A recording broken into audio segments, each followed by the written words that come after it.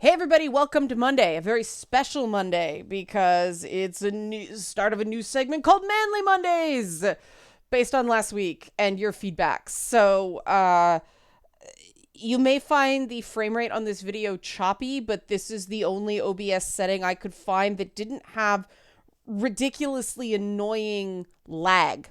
When I try to set OBS to 30 frames per second, I get a weird audio sync issue. So I've gone back to 60 frames per second, which creates a weird choppy something something. But at least the audio is relatively in sync, barring, gremlins in the YouTube machine. Yeah, we're starting with a topic that I know someone is going to scream at me about.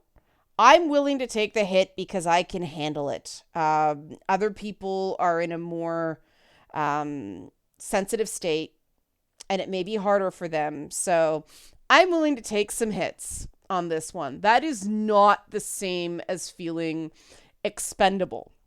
Feeling strong and being able to weather the abuse is not the same as feeling like it doesn't matter that the abuse exists.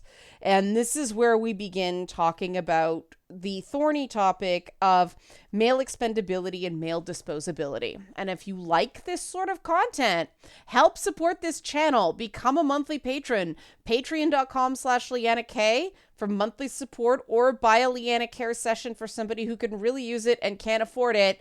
Coffee.com/Leanna K. Learning how to ask for that sort of, financial support was a big part of me feeling like I was worth something. I was terrible at asking for anything financial because there was a part of me that felt like I didn't deserve to be compensated for my work, my time, so on and so forth. That has clearly changed.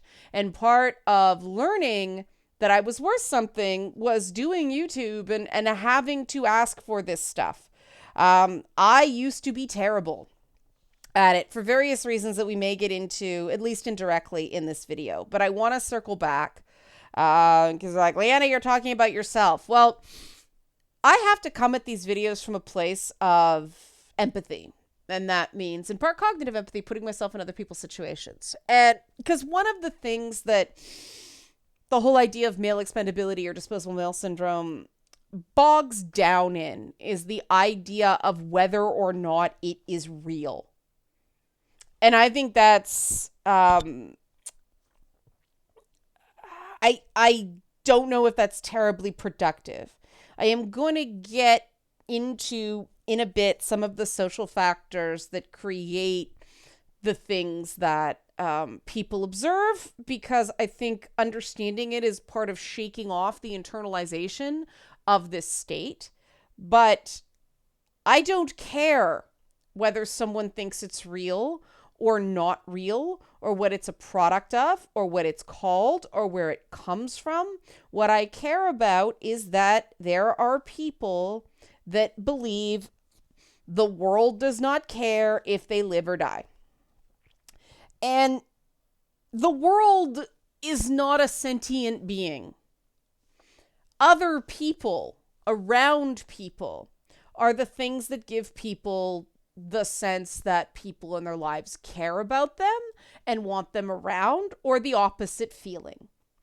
And based on my own experiences, I truly believe if you're surrounded by people who make you feel worthless, it is very, very difficult to find people who give you the opposite feeling. And yes, it is possible to be surrounded by people that give you the opposite feeling. Now, a lot of those low feelings of self-worth come from family of origin.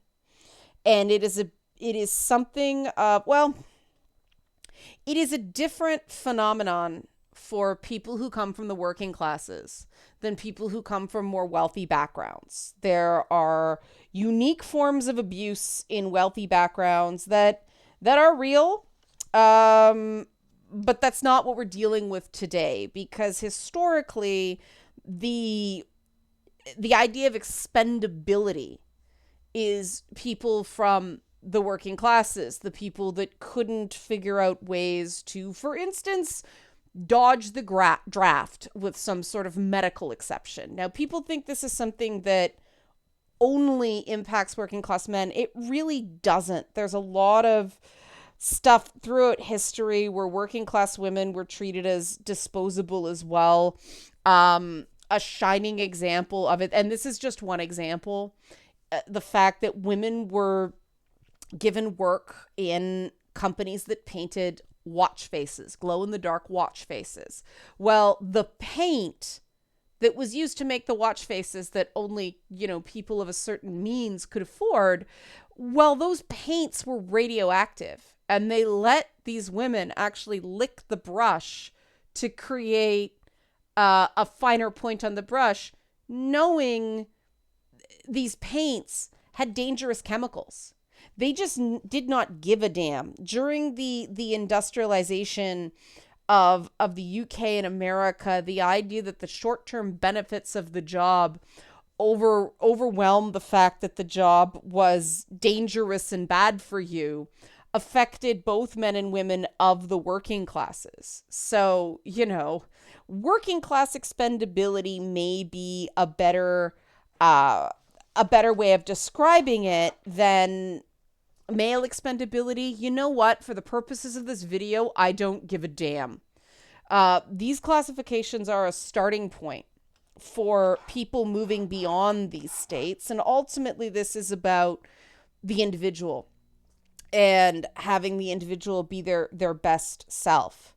The other interesting thing is when we actually look at the idea of male expendability, we're talking about essentially a lack of an inherent sense of value, a lack of self-worth, self-destructive behavior depicted in media through too many damn anti-heroes. I mean, part of this is wartime propaganda, encouraging the working classes to self-sacrifice so that the upper classes can get those deferments and, continue to make money during wartime while people of lesser means were sent off to war and, working in factories only to be kicked off the production lines after, the men came back and going, no, you should be happy at home.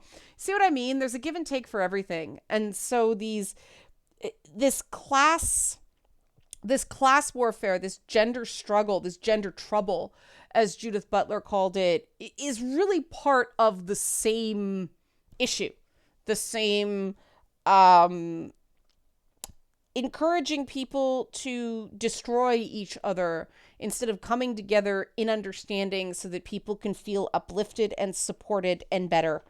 And that's why I think the fight over whether this is real is not helpful. What it comes down to is the feeling among a great many men and a lot of women, but we're focusing on men in this video, that they need to be useful instead of present. More on that in a bit about what that means. Obviously, the feeling expendable is not good. That should be obvious, but since we're talking about this particular topic, it has to be said. It isn't natural, it isn't normal, it isn't healthy. And we know there are certain phenomenon that lead to people feeling this way. Men more than women are likely to lack supportive social circles. We know there's a loneliness epidemic. This feeling that you're defined by your job, you're defined by how much money you make, so on and so forth. I know easier said than done to not define yourself that way. I'm guilty of that myself. But the interesting thing is that one bucket of people calls this male expendability. Another bucket of people calls this toxic masculinity. And the two sides hate each other, even though they're describing the same concept, this self-destructive, inherently self-sacrificial or self-destroying, unhealthy form of masculinity. I don't care what you call it. Again, I don't care if you think it's real. I don't care what terms you like or don't like. We're going to talk about what it means right now. And we're going to talk about initial steps you can take to move beyond it. Here's the good news: the skills that cause you to not feel expendable, the skills that lead to you not feeling expendable, are learned. They're not innate. No, really, hear me out, keep watching. Okay. Um, as you were growing up, if you feel expendable, if you feel like if you're not useful, you're not worthy, nobody gave you permission to feel your feelings. Okay. Nobody gave you permission to want things. Not if you want it, take it, right? Just want things. Just want things that you may not get. If you don't know what you want, you don't really know who you are. Now, nobody gets everything they want, but it's really important to know what you do want so you can set goals towards that, right? Um, Nobody taught you how to make space for feeling bad, overwhelmed, or scared. Now, a lot of people think, oh, women are allowed to feel these things and men aren't. That's not true. Women are discouraged from feeling negative things. Instead of it being weakness, the bullshit that's put in men's heads, women, it's defined as being negative, and that's to be avoided at all costs, right? Um, the good news is you can learn to feel these things. And that is actually where strength comes from. Here's the real truth: feeling expendable is a form of victimhood. If you're applying external forces to your internal feelings, that is a form of victimhood. And the first step is to admit your trauma. Admit that somebody made you feel bad. And it's super, super good to admit that somebody made you feel bad. No, really, you don't have to admit it to anybody else but yourself.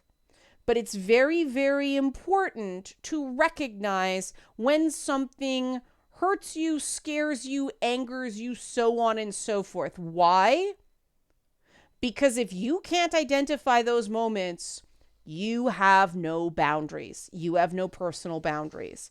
And personal boundaries, boundary setting, are the beginning of feeling like you have inherent worth as a human being. It is the beginning of not feeling expendable.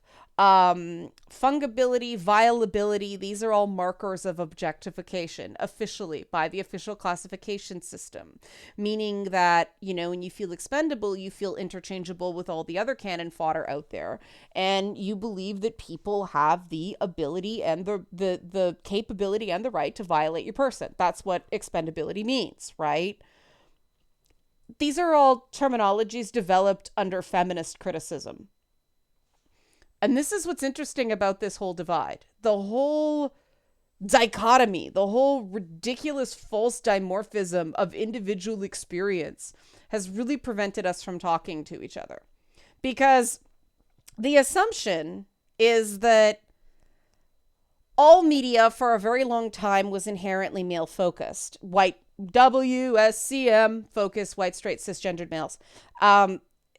So terminologies and things like that were not developed for what is considered the centered or primary group.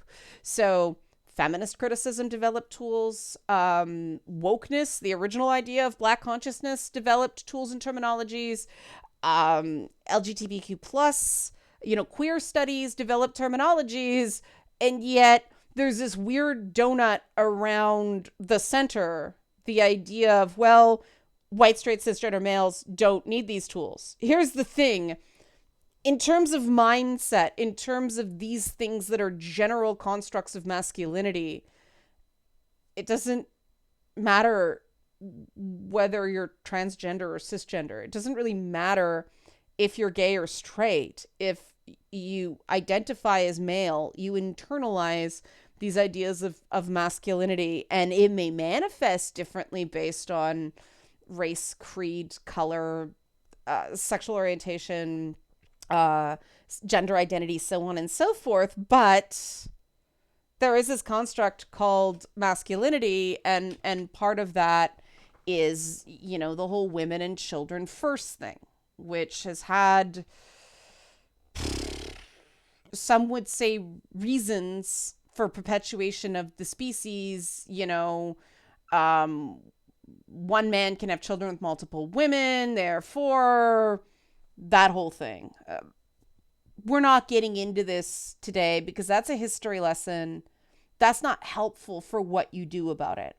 I want to circle back around to feeling your feelings and boundary setting, because those are the things that make you an individual. And those are the things that this programming or lack of personal skills development has left people unable to do. And there is no shortcut. You can't set boundaries without admitting things hurt you. Why? Because those boundaries are designed to stop things from hurting you. So that feeling of bad feelings is very important feedback. It's like in a video game where the screen flashes red and, the controller buzzes a little bit because you have taken damage. We know in a video game that is essential player feedback. That is essential game feedback so the player knows how to play better. That's how you train away from your mistakes. But for whatever reason, when it comes to real life human interaction, people don't apply those lessons. People don't recognize that the idea of ow is not weakness. It's feedback. So why wouldn't we use it? Why would we deny it? You're not going to do very well in a video game if you just ignore the fact that your character's taking damage. It's like when I'm not paying attention when I'm doing Twitch and I'm paying attention to the chat and my character's getting massacred and I end up dying because I'm not paying attention to the fact that I'm taking damage. Real life's the same way. What do we always say? What is the meme with video games? Learn to block. Learn to dodge. That's what boundaries are. That's what they are. We know how to do this in video games. Now what we have to do is apply it to real life. And I know we're using the royal we because these were the permission structures I set up for myself to give myself permission to do this when the world and the people around me wouldn't. And it made me really unpopular with certain people around me for a while. And some of those people had to go away. And some of those other people had to be given distance. So if you can distance someone so that they can still be in your life, but they're sort of measured doses, great. If some people have to go away completely on a temporary or permanent basis, go for it. That's healthy. Now, in some cases, because of financial or relational entanglements is a loaded word, but you know what I mean? Some people can't do that. Some people don't have the agency to completely rid themselves of toxic people. But you can admit to yourself that these people are not good for you and at least put them in that place in your head. And it is okay to tell someone, I don't like that. I would appreciate you not doing it. Unfortunately, too many, that's weakness. I've heard from a lot of people over the week. Remember I talk about themes in conversation? Well, this is the whole thing about, don't let people see that something is bothering you. Because if you don't let it show it's bothering you, they'll stop. This is advice so common that, I test these on certain people, and some people said, well, that's really good advice. But it's not. It's terrible advice. It's completely counterintuitive. If you don't tell the people around you that something's bothering you, you're not giving them the tools they need to treat you better. And there's absolutely no way to determine the people who really give a shit about you and have your back from the people who don't give a rat's ass. If you never say, can you not do that, please? People may not even know they're doing something that bothers you. And if you say, you know what, I don't really like that. Can we do this differently? You never give the other person the opportunity to show that they're willing to put in effort because you're worth it to them. It is the worst normalized advice out there. The whole don't let them see you sweat. Now, granted, there are times where you don't expect people to give a damn about you, right? That is the corporate world. That is where I go, you know what? These people don't give a shit. I am a source of labor here. I set that boundary in my own head. I don't expect people to care. Now, does that mean I don't set boundaries in highly corporate situations? No, that's why you have to set boundaries. It's different ways. They're not emotional boundaries, but they're boundaries on your time. They're boundaries financially. For instance, if you're contracted to do a certain amount of work and you do that work and people want to have you keep working, it is totally fair to say, I'm not being paid for this. Now, corporations and poor workplace practices eroded those labor and financial boundaries for years, and we're going through a huge financial and workforce reset in that regard. It's kind of exciting the way the Great Resignation is changing the paradigm in that way. But there is an example of if companies care about their employees and want to retain employees because they like working at the company, they will listen to that feedback. If they don't, and worse, they punish an employee for saying that, well, they're a shitty place to work. And isn't it good if you find that out sooner than later? So, you can start at least considering polishing up your resume and looking elsewhere. This is something an MBA taught me. Constantly interview, constantly be looking for what's out there. One, to stay in practice doing interviews, but also so that your current job doesn't take you for granted. And that's the same thing with your time. Having set work hours. That is something that really eroded. And this is why so many people are feeling expendable. There's no professional boundaries. There's no personal boundaries. And then various people with various slogans pointed the finger at some amorphous other so that people could have something to blame that wasn't actually the thing that needed to change. Therefore, perpetuating the feeling of expendability. Because everybody went after this amorphous other, things didn't get any better. Therefore, proving to people that their perceived enemy is so powerful that there's nothing they can do. It's hopeless. No one is going to protect them. We can do better. We can do better by people. We can do better by the people around us. It's not just important to set your own boundaries.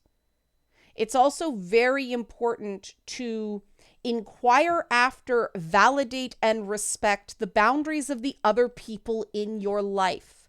You can actually model healthy boundaries for other people so that they feel more empowered to come forward and say, I have a sensitivity here. The nice thing about saying I have a sensitivity here is you're not saying you did a bad thing to the other person, so you're not putting them on their guard. You're saying this is just something that is a weak point for me. And the people who care about you will respect that. They won't see it as weakness. Why? Because everyone has them. And you guys may remember a while back that somebody asked me, why do you do this? Why do you give people ammunition against you by saying what bothers you? Well, I'm modeling the behavior I want to encourage in other people because I want to foster a community where instead of hiding behind these constructs of meaning, these memes, these slogans, these things that don't, words that defy clear definitions. We can just be a collection of individuals who respect our own individuality and our own boundaries and the individuality and boundaries of other people. And that's how people feel safe and cared about and respected and dignified. There is no shortcut to that. So if you are in a community, if you are in a group of people who practice the don't tell anyone something bothers you, they'll stop doing it, you will never find out who really gives a shit and who doesn't. Now, that's the normal world. That's status quo. That's what I guarantee you, if you polled the majority of people, that is the platitude. People give, both men and women, thinking it's good advice. It's terrible advice. That's just preserving relationships that do treat you as expendable. You will never feel like you have a place until you define yourself enough. You create a shape for yourself so you and other people can figure out where you fit in the jigsaw puzzle of this world. And that means having an edge where you end and other people in the world begin. And the only way you can do that, the only way you can feel like you matter, that you're not expendable, that there's actually people that care about you, is to self-define based on what makes you feel good and valued and what makes you feel bad and dismissed. Finding a calm, non-explosive way, non-confrontational way of expressing those boundaries. And then being in a community of people who will help you validate and enforce those boundaries, because everybody's boundaries are being respected. So everybody respects each other's boundaries. That's the rules for your social circle. That's the way to get past feelings of expendability. Community standards, community guidelines, which is why you guys know one of the big rules for this channel is if people come at me and attack me and call me a whole bunch of names, I might let that slide. Do it to a commenter? Nope. Because that's my boundary. I am aware, like I said, I come up here and do these videos prepared to take certain hits because people will misconstrue what I say. They come with their own baggage. It accidentally triggers someone. They take the wrong meaning from it and they come at me. Whatever, fine. That's something you accept when you make YouTube videos or podcasts or anything like that. But I want people to feel like they can open up, which means a boundary has to be set on this channel, that commenters don't attack each other. Now, attacking is different from debating, right? And, barbs and sparring and back and forth, as long as it seems like everybody's consenting to it and everybody's in on kind of the fun. A lot of people just like jousting in some ways. That's fine.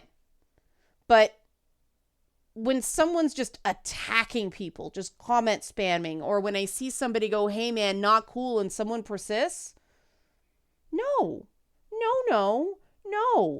I model the behavior in this community that I expect other people to follow. I make it pretty clear what I will or will not take here. And so people can't say they weren't warned if they get, warned or banned or kicked or whatever you want to call it for violating the norms of this community. And I am a big fan of these boundaries. Boundaries is a better term than rules in that regard, right? Because every so often it's like, okay, somebody says, no, I'd rather not, or let it go this time. Okay, fine. It's not a hard and fast rule. It's a boundary. And healthy boundaries have a degree of flexibility because they're connected to a degree of trust, right? For instance, you judge someone differently when they just, say, lost a family member and they're consumed by grief, then as far as everything's hunky-dory and they're just being an asshole, right? That's a little bit of boundary flexibility because you have enough trust in the other person to know that they wouldn't be acting that way if they weren't compromised.